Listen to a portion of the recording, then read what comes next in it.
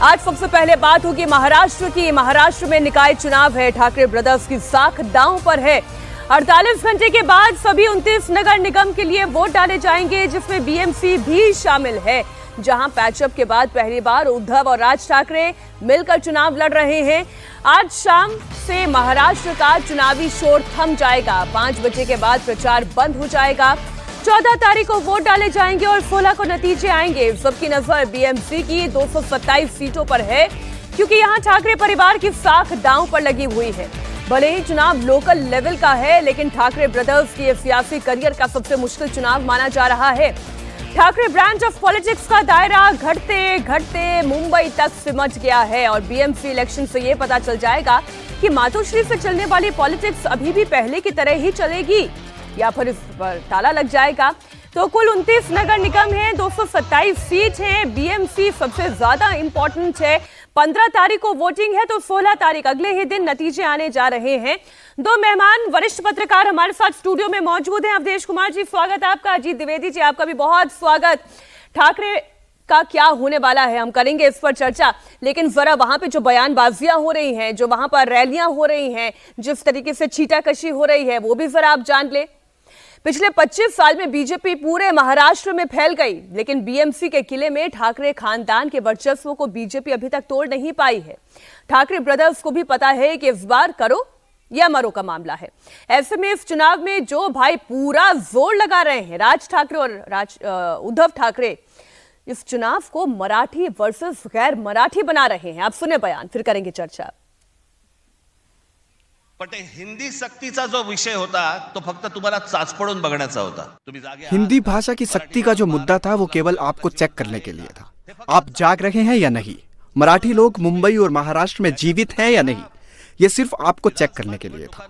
2024 विधानसभा के बाद पता नहीं इस सरकार को क्या हुआ, जो मन में आया वो करना शुरू कर दिया। मुझे आप लोगों को बताना है कि उत्तर प्रदेश और बिहार के लोग पहले इस बात को ठीक तरीके से समझ लें कि हिंदी उनकी भाषा भी नहीं है। उत्तर प्रदेश की भाषा अवधी है, बिहार की भाषा भोजपुरी और मैथिली है। हमारी दुश्मनी किसी भाषा से नहीं, लेकिन अगर हिंदी ला दी जाएगी तो आपको लात से मारेंगे। माझा कुठच्या भाषेवर राग नाही, परंतु तुम्ही आमच्यावरती लादणार असाल तर लाथच मारू। सुरुवात कोणी केली, महापौर कोण होणार, त्यांनी सुरुवात केली आणि आम्ही म्हणतो मराठी महापौर होणार, ते म्हणतात हिंदू महापौर होणार। मग देवेंद्र फडणवीस हिंदू आहेत की नाही हा पहिला माझा त्यांना प्रश्न आहे। जरा तपासून बघा, काही तपासायचं असेल तर। नाही म्हणजे डोकं वगैरे काय बर्थ सर्टिफिकेट वगैरे असं मी म्हणतोय। आम्ही अस्सल मराठी। आप सोचिए, उद्धव ठाकरे ये तक कह रहे हैं कि वो हिंदू हैं भी या नहीं है, पहले इसकी जांच हो जाए। ये उद्धव ठाकरे को क्यों कहना पड़ रहा है? अब देखिए, उद्धव और राज ठाकरे दोनों पर पलटवार किया किसने? महाराष्ट्र सरकार के मंत्री नितेश राणे ने कहा कि भाषा के नाम पर ठाकरे बंधु हिंदुओं को मराठी और गैर मराठी को बांटने की कोशिश कर रहे हैं। सभी मराठी बोलने चाहिए। यहाँ बैठे हुए इमारत में हरे रंग के कितने लोग मराठी बोलते हैं, मेरे को बताइए। अगर हमारे हिंदू भाई मराठी बोल सकते हैं तो वो भी मराठी बोलना चाहिए ना। फिर मदरसा में भी मराठी सिखाना चाहिए, फिर उर्दू क्यों चाहिए?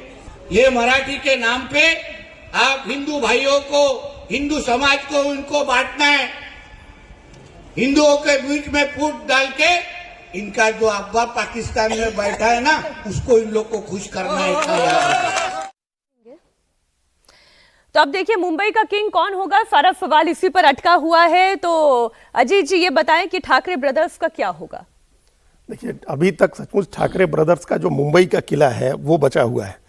पिछले विधानसभा चुनाव में भी जो 20 सीटें जीती हैं उद्धव ठाकरे ने, उसमें से 10 सीटें मुंबई रीजन में ही हैं, जहां टोटल 36 सीटें हैं। तो उनकी आधी ताकत वहीं की है। पूरे अलायंस में होने के बावजूद उनको आधी ताकत वहीं है। और इसके पहले जो आखिरी चुनाव हुआ था 2017 का, उसमें 84 सीटें जीते थे। 2 सीट से वो सबसे बड़ी पार्टी थे बीजेपी के ऊपर, और वो राज ठाकरे उसमें एकदम डेसिमेट हो गए थे, खत्म होकर 7 सीटों पर आ गए थे। जबकि उसके पहले 2012 में राज ठाकरे की भी एक ताकत थी वहाँ मुंबई में नगर निगम में।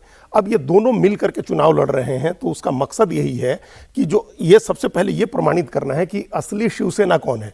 अगर इस समय ये लोग नगर निगम का चुनाव हार जाते हैं, बीएमसी का चुनाव हार जाते हैं अगर ठाकरे ब्रदर्स, तो जो असली शिवसेना होने का जो सर्टिफिकेट दिया हुआ है अभी तक चुनाव आयोग ने या स्पीकर ने एकनाथ शिंदे को, उस पर महाराष्ट्र की जनता की भी मुहर लग जाएगी, मुंबई की जनता की भी मुहर लग जाएगी। अभी तक मुंबई की जनता की मुहर नहीं है जी कि असली शिवसेना एकनाथ शिंदे है। ये असली उसकी लड़ाई है कि ये लोग बचते हैं, असली शिवसेना उद्धव ठाकरे या ठाकरे परिवार की रहती है या वो विरासत चली जाती है एकनाथ शिंदे के पास। असली लड़ाई इसकी है। अगर बच गई तो फिर पार्टी बचेगी, क्योंकि शिवसेना की ताकत बीएमसी ही है, उसके पार्षद ही है। सी वोटर का सर्वे तो यही कह रहा है कि क्या महाराष्ट्र में ठाकरे ब्रांड का जलवा कायम है, ये पूछा गया तो बताया 72% लोगों ने कि हाँ जलवा है।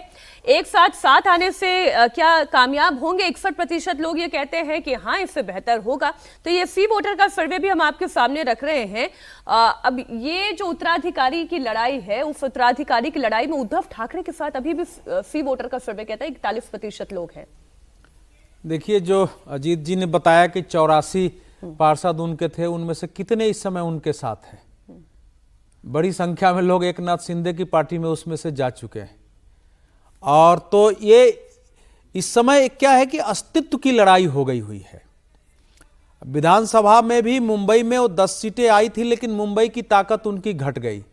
मुंबई की ताकत घटी, पूरे प्रदेश की ताकत घटी, और 20 दिसंबर को जो वहाँ नगर परिषदों और पंचायत परिषदों का चुनाव हुआ था, उसमें 75-77% वोट महायुति सीटें जीती थी। उस समय साफ हो गए थे, तो एक संकेत वहाँ था।